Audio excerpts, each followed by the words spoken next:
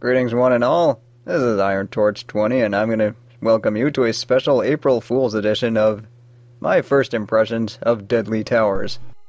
And would you believe that Broderbund Software, which also made Battle of Olympus, also made this game.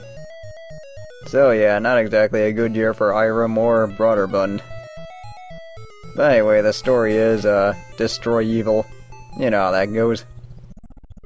And I actually played a little bit of the game just to get used to the controls.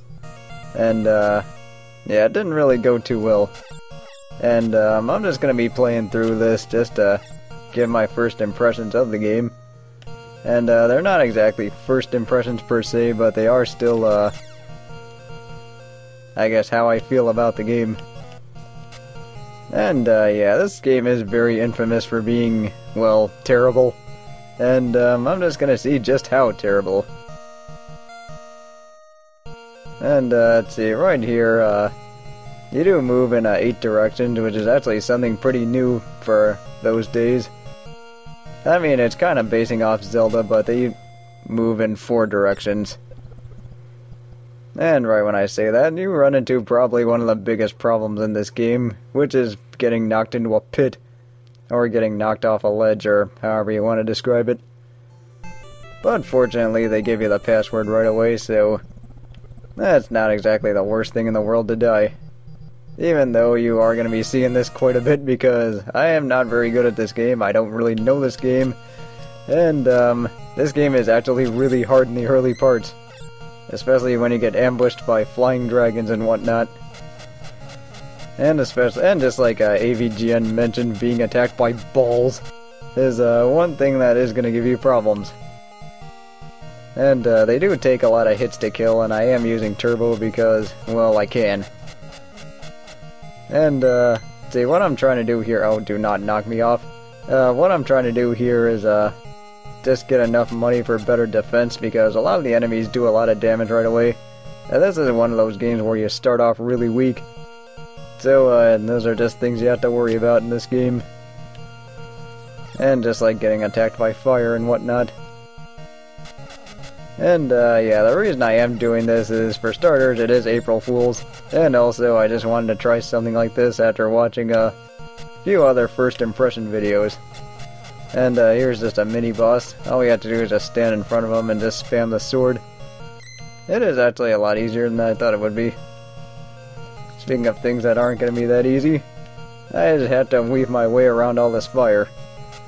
And the controls for this game aren't really that bad for 1986, but they are a little stiff by today's standards. Well, not today's standards, but by NES standards, but you know what I mean. I'm actually doing pretty okay with health. And, yeah, this game is also really hard for a lot of the wrong reasons. So I just wanted to see just how bad it was. And, yeah, I actually am getting my butt kicked a lot early on, and which I guess is pretty normal for a 1986 NES game. And, let's see, what else am I trying to say? It's also really easy to get lost in this kind of game, and, the biggest thing you do have to worry about is, running into dead ends. And that's something that's probably going to happen to me pretty frequently. At least when I'm getting ambushed by these wyverns. And, yeah, see, that's just something that's going to happen a lot. Let's see, there are, okay, I guess I must have ran into the guards, and yeah, I looked up a bit on, GameFAQs as to, just to see what I was going up against. And, wait, what did I do? I guess I just put the wrong password in. Hang on a second. Okay, I guess what happens is whenever you move the D-pad, you end up getting a different, or you end up setting a different character in the password, which is something I really don't care for.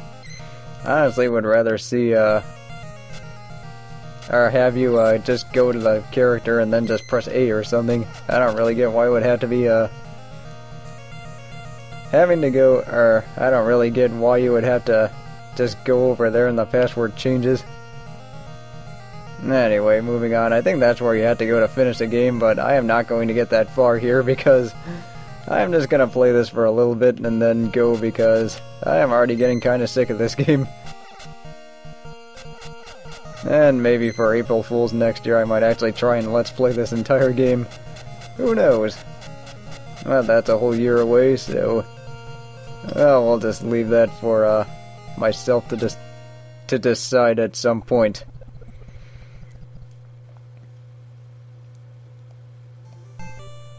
Okay, take 5, I think. This might have been like the 5th time I died so far. And, let's see, what was I gonna say? This whole thing is actually gonna be unscripted because I just want you to see what my impressions are right away, and also just to see what I'm like when I'm not, trying to be super technical about how to play a game. Which is something I have noticed a lot about, my, commentary style. I mean, that's sometimes a good thing and that's sometimes a bad thing, but I feel like it's been more lecturing as opposed to, actually showing off the game. Which is something I might try and change. I mean, something I have been changing during Flintstones because, I mean, that game is simple enough. I mean, anybody can pick up and play that kind of game. And, let's see, where am I going here? I think I want to try and get to a store, but I have no idea how to get there, and... let's see, I know I'm supposed to, like, walk to a random location like that.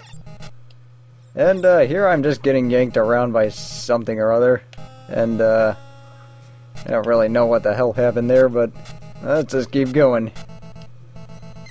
Alright, at least I got some of my health back. Let's see, apparently I just ended up in one of the dungeons, and, with this game, you can see a lot of their thought process, but this is one game that has been implemented pretty badly. Or a lot of the things have been implemented really badly. And what you do have to worry about is respawning enemies, I guess. And the way you can see their thought process is that obviously they were trying to make this a Zelda-like game where the emphasis was on exploration and using your sword in order to attack enemies. But the things they got wrong, okay, one of the many things they got wrong was that this was something that just wasn't implemented very well. So let's just try this again. The worst part is, every time you die, you end up going back to 50 of your money.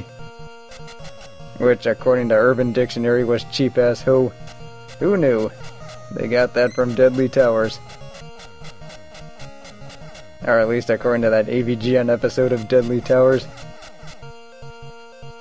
But anyway, see, what I wanted to do was get to the store, but I really don't think I'm gonna do that. See, instead I'm gonna try and find that first dungeon. And I know it's actually here somewhere. And for its first game, Irem actually took on a pretty big task of trying to make a game like this, because this is actually a really big game. But it's just so many things that they just didn't do well in this game, and the main thing I think that they didn't do right was that it's way too easy to get lost in this game, and granted that was kind of a problem in the first Zelda game too, but there was at least, or they at least gave you some things like a map, and they also gave you like certain hints even though they really weren't all that helpful. And I think one other problem that I'm having with this game is kind of the combat. Like, why do I have to hit this ball so many times in order to kill it? And let's see, this is one of those games where an in-game map actually would have helped a lot. And one reason is because I'm just trying to figure out where the heck I'm going here. And I think the upside to going into the dungeons is it gives you like different items or something. I don't know, I'll have to ask somebody else on that. And okay, never mind, instead I get to get killed. Yeah, what, I'm feeling kind of stubborn here, so I'm just gonna go back into that dungeon just to see how far I can get. And that is something that is going to be kind of an issue with me down the road. Okay, just walk away from this fire. And, I don't know, that's really, all I have right now. I might, I mean, I should be able to come up with something else soon. Just as soon as I can, figure out how to not die all the time. Which is, something that is gonna happen, and, I have played plenty of games like that where you are gonna struggle a lot early on, and, they actually weren't that big a problem. Oh, hey guys, how you doing? But yeah, I've been playing a lot of games like that. I mean, Three Stooges was one that came to mind, and, it really wasn't as big a problem here because that was a pretty short game.